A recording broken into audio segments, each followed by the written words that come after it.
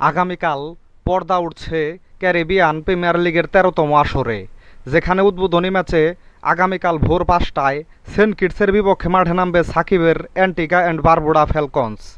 সাকিব এর আগে Barbados, Jamaica ও গায়ানার হয়ে সিপিএলে খেলেছেন এবং বারবাডোস ও জামাইকার হয়ে দুইবার চ্যাম্পিয়নও হয়েছেন। অ্যান্টিগা দলটা সিপিএলে গত বছরে যুক্ত হয়েছে, তাই এই নতুন দলের হয়েও ভালো খেলতে চাইবেন সাকিব। এর আগে সিপিএলে অ্যান্টিগা ও সেন্ট কিটস মোট দুইবার মুখোমুখি হয়েছে, যেখানে অ্যান্টিগা জিতেছে এক ম্যাচে আর সেন্ট কিটস জিতেছে এক ম্যাচে।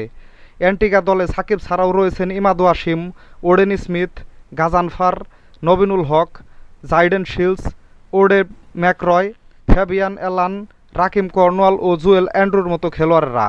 সাকিব আল হাসান এখন পর্যন্ত তার সিপিএল ক্যারিয়ারে ৩৬ ম্যাচে ব্যাট হাতে করেছেন ৪৪৮ রান এবং বল হাতে ৩৬ ম্যাচে ৩৭টি উইকেট পেয়েছেন। বারবাডোসের হয়ে ত্রিনিদাদ অ্যান্ড টোবাগোর বিপক্ষে তার ৬ রান দিয়ে ৬ উইকেট নেওয়া এখন পর্যন্ত সিপিএলের সেরা বোলিং ফিগার। তো বন্ধুরা, আপনাদের কি মনে হয় সাকিব তার দল অ্যান্টিগাকে ম্যাচটা জেতাতে পারবেন কি না, তা এখনই কমেন্ট করে জানান।